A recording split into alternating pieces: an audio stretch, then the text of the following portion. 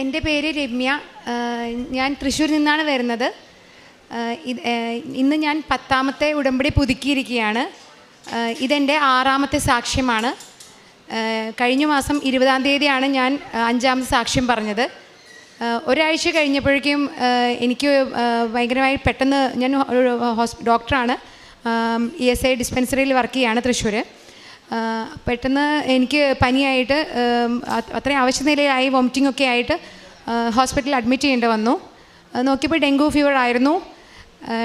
പെട്ടെന്ന് പ്ലേറ്റ്ലെറ്റ് കൗണ്ടൊക്കെ കുറഞ്ഞ് വളരെ ആവശ്യ നിലയിലായിരുന്നു. അതിൻ്റെ ഒപ്പം തന്നെ എൻ്റെ അമ്മയ്ക്കും പനിയുണ്ടായിരുന്നു.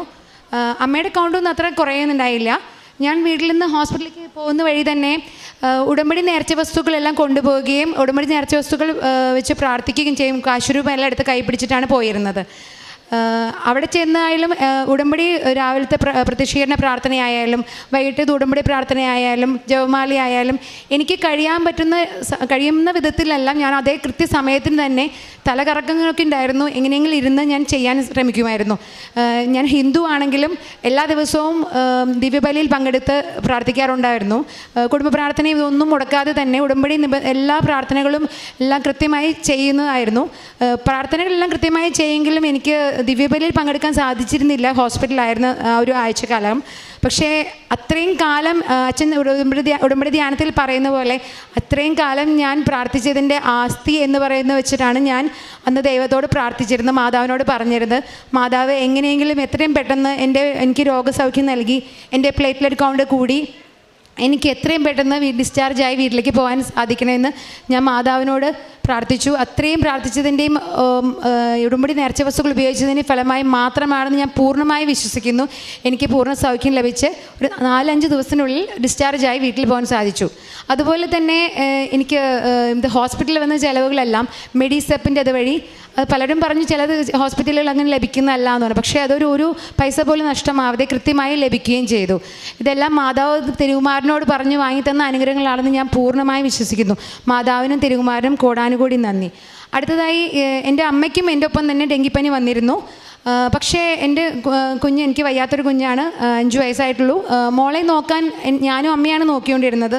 പക്ഷേ ഇതിനിടയിൽ ഞാൻ ഹോസ്പിറ്റലൈസ് ചെയ്ത സമയത്ത് എൻ്റെ ചേച്ചിയാണ് എൻ്റെ കൂടെ നിന്നിരുന്നത്.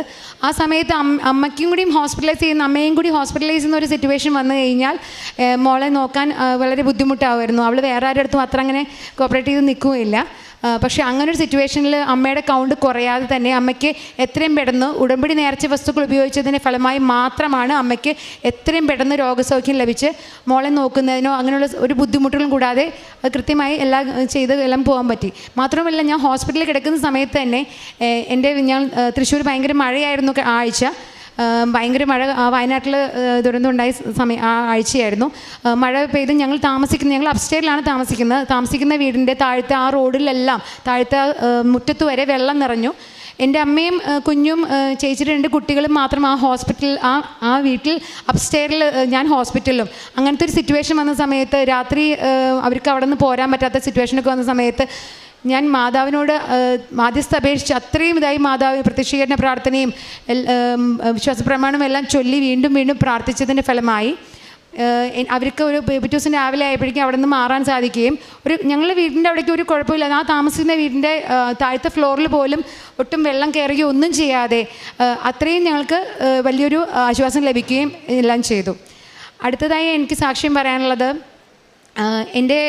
ഇതുപോലെ എൻ്റെ കുഞ്ഞും ചേച്ചി 2 കുട്ടികളും എനിക്കും അമ്മയ്ക്കും ഡെങ്കിപ്പനി വന്ന സമയത്ത് ഞങ്ങളെ കൂടെ തന്നെ താമസിച്ചിരുന്നതാണ് ആ ആഴ്ച മുമ്പൊക്കെ. പക്ഷേ അവർക്കൊന്നും വരാത്ത രീതിയിൽ. അപ്പോൾ ഇവരെല്ലാം ഞാൻ പ്രാർത്ഥിക്കുമ്പോൾ കുട്ടികൾ എൻ്റെ കൂടെ വന്ന് പ്രാർത്ഥിക്കാറുണ്ട്, ചേച്ചിയുടെ കുട്ടികൾ. അപ്പോൾ അവർക്ക് മാത്രമല്ല ഉടമ്പടി നേർച്ച വസ്തുക്കൾ കൃത്യമായി ഉപയോഗിക്കുകയും എല്ലാം ചെയ്തതിൻ്റെ ഫലമായി അവർക്ക് 3 പേർക്കും, ആ 3 കുട്ടികൾക്കും ഈ ഡെങ്കു ഫീവറിൻ്റെ അത് ടെസ്റ്റ് ചെയ്തപ്പോഴും ഒരു കുഴപ്പമില്ല, ഒരു ബുദ്ധിമുട്ടും ഇല്ലാതെ അവർക്ക് പൂർണ്ണമായി മാതാവിൻ്റെ കാപ്പയിൽ പോയി സംരക്ഷണം നൽകിയതിന് മാതാവിനും തിരുകുമാരനും ഞാൻ കോടാനുകൂടി നന്ദി പറയുന്നു. അതുപോലെ തന്നെ ഞാൻ പ്രാർത്ഥിച്ച് ലൈറ്റ് ക്യാൻഡിൽ പ്രയർ ഇട്ടതിന് ഫലമായി വേറൊരു രോഗിക്ക് ലഭിച്ചു. ഒരു ചേച്ചിയുടെ മദർ ഇൻ ലോ ആണ്. ആൾക്ക് മെയ് മാസത്തിൽ ഒരു പെട്ടെന്ന് ആൾ 78 years ഏജുള്ള ആളാണ്. പെട്ടെന്ന് ബാത്റൂമിൽ വീഴുന്ന ഫലമായി ഹിപ്പ് ബോണിന് ഫ്രാക്ചർ ഉണ്ടാവുകയും, മാത്രമല്ല അതും സർജറി ഒന്നും ചെയ്യാൻ പറ്റില്ല, ആൾക്ക് കാർഡിയക് കംപ്ലൈൻസും ബ്ലോക്കൊക്കെ ഉള്ളതാണ്. അപ്പോൾ അങ്ങനത്തെ സിറ്റുവേഷനിൽ ആൾക്ക് കുറച്ച് കഴിഞ്ഞപ്പോഴേക്കും ന്യൂമോണിയ ആവുകയും അങ്ങനത്തെ കുറച്ച് സിവിയറായി കണ്ടീഷൻ വേഴ്സായി ICUയിൽ അഡ്മിറ്റ് ചെയ്യേണ്ട അവസ്ഥ വന്നു. ആളുടെ സോഡിയം കുറയുകയും അങ്ങനെ എല്ലാ കോംപ്ലിക്കേഷൻസും എല്ലാം ആയി. ആളെ തിരിച്ചു കിട്ടുമോ എന്നുള്ള രീതി അത്രയും വലിയ ഒരു സീരിയസ് കണ്ടീഷനായിരുന്നു. ഈ ഒരു അവസ്ഥയിൽ അതിനിടയ്ക്ക് ഒരു തവണ ഹോസ്പിറ്റലിൽ നിന്ന് തിരിച്ചു വീട്ടിലേക്ക് കൊണ്ടുപോകുന്ന ഒരു 2-3 ദിവസം വീട്ടിൽ കൊണ്ടുവരുന്ന അവസ്ഥയുണ്ട്. ആ സമയത്ത് ഞാൻ ചേച്ചിയുടെ വീട്ടിൽ പോയി ആൻറ്റിയെ കണ്ട് ആൻറ്റിയുടെ നെറ്റിയിൽ ഉടമ്പടി തൈലം കുരിശു വരച്ച് പ്രാർത്ഥിക്കുകയും കാശുരൂപം വെച്ച് പ്രാർത്ഥിക്കുകയും വിശ്വാസപ്രമാണം ചൊല്ലി പ്രാർത്ഥിക്കുകയും ചെയ്തതിൻ്റെ ഫലമായി ആൻറ്റി പൂർണ്ണ സൗഖ്യമായി. ഇപ്പോൾ വോക്കർ വെച്ച് നടന്നു തുടങ്ങി. അങ്ങനത്തെ വേറെ ഇഷ്യൂസൊന്നും ഇല്ലാതെ പഴയ പോലെ ആക്റ്റീവായി എല്ലാ കാര്യങ്ങളും ചെയ്തു തുടങ്ങി. അത്രയും വലിയൊരു രോഗസൗഖ്യം ലഭിച്ചതിന് മാതാവിനും തിരുകുമാരനും വീണ്ടും നന്ദി പറയുന്നു. അടുത്തതായി എൻ്റെ സാക്ഷി എന്ന് പറയുന്നത് എൻ്റെ ചേച്ചിയുടെ മകൾക്ക് 8th പഠിക്കുന്ന കുട്ടിയാണ്. കൊറോണയ്ക്ക് ശേഷം മൊബൈൽ അഡിക്ഷനും കാര്യങ്ങളൊക്കെ ആയിട്ട് പഠിക്കാനൊക്കെ നല്ല മടിയും കാര്യങ്ങളൊക്കെയാണ്. അങ്ങനത്തെ ഒരു സിറ്റുവേഷനിൽ കുട്ടി എക്സാമൊക്കെ ഡേറ്റ് വന്നു കഴിഞ്ഞാൽ ആ സമയത്താണ് പഠിക്കുക, ഒരാഴ്ച ഗ്യാപ്പ് ആ സമയത്തൊക്കെ പഠിക്കുള്ളായിരുന്നു.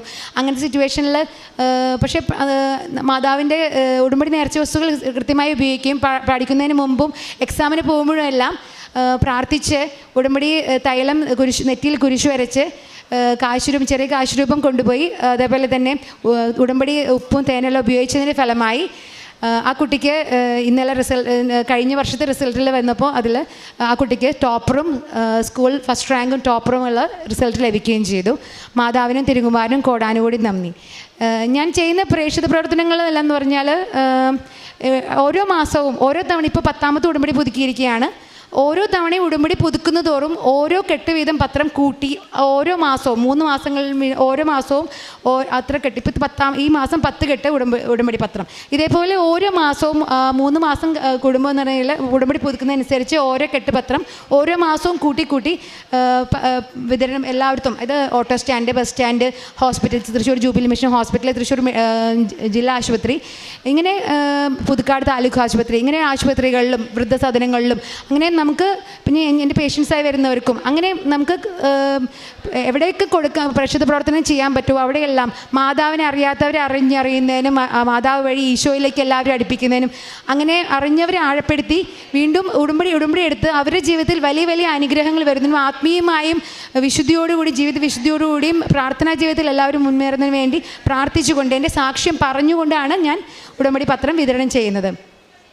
പിന്നെ ഉടമ്പടി ധ്യാനം അതാത് ആഴ്ചകളിൽ അതാത് ദിവസം കാണാൻ പറ്റുന്നില്ലെങ്കിൽ അതാത് ആഴ്ചകളിൽ കണ്ട് ഷെയർ ചെയ്യുകയും വാട്സാപ്പിന് സ്റ്റാറ്റസായി ഷെയർ ചെയ്യുകയും മറ്റുള്ളവർക്ക് എനിക്കറിയുന്നവരൊക്കെല്ലാം ഷെയർ ചെയ്ത് കൊടുത്ത് മാത്രമല്ല സാക്ഷ്യങ്ങൾ ദിവസവും സാക്ഷ്യങ്ങൾ കണ്ട് അതും ഷെയർ ചെയ്ത് കൊടുത്ത് അങ്ങനെയുള്ള പ്രേക്ഷിത പ്രവർത്തനങ്ങളും ചെയ്യുന്നുണ്ട്. പിന്നെ കാരുണ്യപ്രവൃത്തികൾ എന്ന് വെച്ചാൽ എല്ലാ ആഴ്ചയും ഞങ്ങൾ ലാസ്റ്റ് ടൈം ഞാൻ പറഞ്ഞിരുന്നു അത്താണി പോപ്പോൾ മേഴ്സി ഹോമിലും പട്ടിക്കാട് സ്നേഹസദനത്തിലും ഞങ്ങൾ കുറച്ച് പേര് കൃപാസന പ്രയർ ഗ്രൂപ്പ് ഉണ്ട് തൃശ്ശൂർ.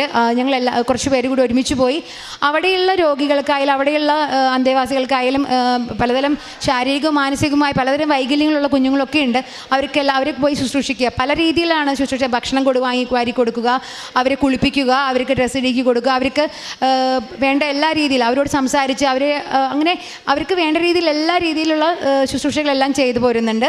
മാത്രമല്ല ഞാനും വേറൊരു ഫ്രണ്ടും കൂടി തൃശ്ശൂർ ടൗണിൽ എനിക്ക് പറ്റുന്ന രീതിയിൽ ഞങ്ങൾ ഭക്ഷണപ്പൊതികൾ വാങ്ങി അവിടെ തെരുവുകളിലൊക്കെ കഴിയുന്നവർക്കും എല്ലാം പറ്റുന്ന രീതിയിൽ വിതരണം ചെയ്യുകയും മാത്രമല്ല എന്നോട് സഹായം ചോദിക്കുന്നവരും അല്ലാത്തവരുമായി എനിക്കറിയുന്ന പലവരുടെയും അവർക്കും വേണ്ടി ഞാൻ പൈസ സാമ്പത്തികമായ സഹായങ്ങളായിട്ടും അങ്ങനെ ചെയ്യുന്നുണ്ട്. പിന്നെ ഞാനും എൻ്റെ ഫ്രണ്ട് ഡോക്ടറും കൂടി ഒരുമിച്ച് വൃദ്ധസദനങ്ങളിലൊക്കെ 2-3 വൃദ്ധസദനങ്ങളിൽ ആഴ്ചയിൽ ഒരു തവണയെങ്കിലും ഞങ്ങൾ ഓരോ വൃദ്ധസദനങ്ങളായി മാറി പോയി അവരെ കണ്ട് അവർക്ക് സാമ്പത്തികമായ സഹായങ്ങളും അല്ലെങ്കിൽ പിന്നെ അവർക്ക് ഭക്ഷണ സാധനങ്ങളെല്ലാം കൊണ്ടുപോയി അവരോട് പോയി സംസാരിക്കാൻ ഏറ്റവും കൂടുതൽ അവർക്ക് ആവശ്യമുള്ള അവരോട് സംസാരിക്കുകയും അവരോട് അങ്ങനെ എന്നെ ചെയ്യാൻ പറ്റുന്ന രീതിയിലുള്ള എല്ലാ കാരുണ്യ പ്രവൃത്തികളും ഞാൻ ചെയ്യുന്നുണ്ട്.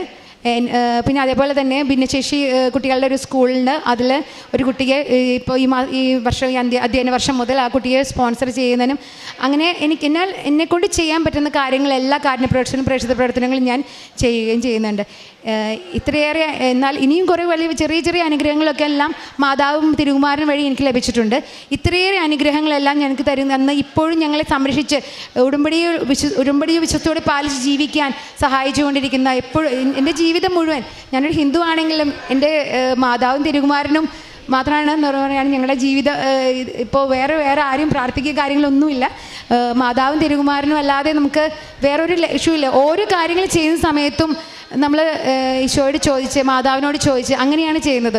അപ്പോൾ അങ്ങനൊരു ജീവിതം ഉടമ്പടിയിലെ വിശ്വസ്തയോട് പാലിച്ചുകൊണ്ടുള്ള ജീവിതം, ഈ ജീവിതം മുഴുവൻ അങ്ങനെ ഉടമ്പടി വിശ്വസ്തയോട് പാലിച്ചുകൊണ്ട് ജീവിക്കാൻ, അങ്ങനെ നിത്യജീവൻ ലക്ഷ്യമാക്കി ജീവിക്കാൻ എന്നെ അനുഗ്രഹിക്കണമെന്ന് ഞാൻ മാതാവിനോടും തിരുകുമാരനോടും അപേക്ഷിക്കുന്നു. എല്ലാവിധ അനുഗ്രഹങ്ങൾക്കും കോടാനുകൂടി നന്ദി. സ്നേഹം നിറഞ്ഞവരെ, ഉടമ്പടി ജീവിതത്തിന് ഉത്തമമായിട്ടുള്ള സാക്ഷ്യം നൽകുന്ന ഒരു വ്യക്തിയാണ് നമ്മളോട് ഇത് ഉടമ്പടി സാക്ഷ്യം പങ്കുവച്ചത്. ഡോക്ടർ രമ്യ തൻ്റെ 6ാമത്തെ സാക്ഷ്യമാണ് ഈ അൾത്താരയിൽ നമ്മളുമായിട്ട് പങ്കുവയ്ക്കുന്നത്. ഈ സഹോദരി രോഗസൗഖ്യത്തെക്കുറിച്ച് പറഞ്ഞുവെങ്കിലും ഏറ്റവും ഒടുവിൽ നിത്യജീവനെക്കുറിച്ച് ഡോക്ടറിൻ്റെ ഓരോ സാക്ഷ്യത്തിലും ഡോക്ടർ പറയുന്നതാണ്, ഉടമ്പടി എടുത്തത് നിത്യജീവിതത്തിന് വേണ്ടിയാണ്, നിത്യജീവിതത്തെ ലക്ഷ്യം വെച്ചാണ് ഞാൻ യാത്ര ചെയ്യുന്നത്. ഓരോരുത്തരെയും എൻ്റെ ജീവിതം വഴിയായിട്ട്, എൻ്റെ ജീവിത മാതൃക വഴിയായിട്ട് പരിശുദ്ധ അമ്മയിലേക്കും ഈശോയിലേക്കുമൊക്കെ അടുപ്പിക്കുവാനായിട്ട് ഞാൻ പരിശ്രമിക്കുന്നു. എൻ്റെ കാരുണ്യ പ്രവൃത്തികളിലൂടെ, പ്രേക്ഷിത പ്രവർത്തനങ്ങളിലൂടെ ഈശോയെ അറിയിക്കുവാനായിട്ടും അറിഞ്ഞവരെ ആഴപ്പെടുത്തുവാനുമായിട്ടും ഒക്കെ പരിശ്രമിക്കുന്നു ഡോക്ടർ പറയുമ്പോൾ നമുക്ക് ഒത്തിരിയേറെ സന്തോഷത്തോടും വിശ്വാസ തീക്ഷ്ണതയോടും കൂടി ഉടമ്പടി ജീവിതത്തെ കാണുവാനായിട്ട് ഈ സാക്ഷ്യം ഇടയാകട്ടെ എന്ന് പ്രാർത്ഥിക്കുകയാണ്. ഡോക്ടറിൻ്റെ ജീവിതത്തിലും ഡോക്ടറിൻ്റെ കുടുംബത്തിലും പരിശുദ്ധ അമ്മ വഴി ഈശോയിൽ നിന്ന് ലഭിച്ച ഓരോ അനുഗ്രഹങ്ങൾക്കും ഇരു കരങ്ങളും അടിച്ച് നമുക്ക് ദൈവനാമത്തെ മഹത്വപ്പെടുത്താം. ഇനിയും കൂടുതൽ ആത്മാക്കളെ ഈശോയ്ക്ക് വേണ്ടി നേടുവാനായിട്ട് ഡോക്ടറെ അനുഗ്രഹിക്കട്ടെ നമുക്ക് പ്രത്യേകം പ്രാർത്ഥിക്കുകയും. അത്യപൂർവ ദൈവാനുഭവങ്ങൾ ഇനി നിങ്ങൾക്കും സ്വന്തം. ഈ യൂട്യൂബ് ചാനൽ ഇതുവരെ സബ്സ്ക്രൈബ് ചെയ്തിട്ടില്ലെങ്കിൽ ഇപ്പോൾ തന്നെ സബ്സ്ക്രൈബ് ചെയ്യുക. ഈ വീഡിയോ ഇപ്പോൾ തന്നെ നിങ്ങളുടെ സുഹൃത്തുക്കൾക്ക് ഷെയർ ചെയ്തുകൊണ്ട് കർത്താവിൻ്റെ പ്രേക്ഷിതരാകുക.